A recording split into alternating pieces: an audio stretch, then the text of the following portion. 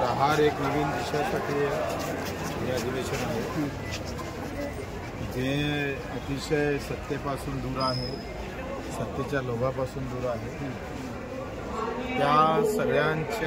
त्यांच्या सगळ्यांचा आवाज व्हावा, त्याला मजबूती यावी म्हणून हे अधिवेशन आम्ही घेतलेलं आहे. आमची संख्या किती आहे याच्यापेक्षा आमच्या डोक्यातला विचार फार महत्त्वाचा आहे आणि हा विचार मोठ्या संख्येचं बळ दिल्याशिवाय राहणार नाही. जो अतिवृष्टीत मरतं, भावात मरतं, बियाणामध्ये मरतं, खतामध्येही मरतं, इव्हन आम्ही पाहतोय कर्जमाफी आणि कर्जातही मरतं. जो चलता येत नाही त्याच्यासाठी सरकार धावत नाही. मेंढपाळाला अजूनही चराईसाठी जमीन भेटली नाही. मच्छीमारांमध्ये दुसऱ्यांनीच कधी गेलेली आहे. त्या सगळ्यांचा आवाज होण्यासाठी हे आजचं अधिवेशन ऐतिहासिक ठरणार. बच्चूभाऊ, मी तुम्हाला एक विचारू शकतो?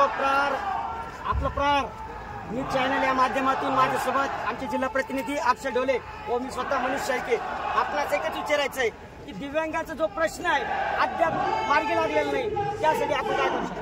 मार्गी लागासाठीच तर अधिवेशन ठेवलं ना आपण. धन्यवाद साहेब. आणि शेतकरी आणि कामगारांच्या प्रश्नासाठी आपण पुढील दिशा काय आहे आता ठरवूया अधिवेशन. धन्यवाद साहेब.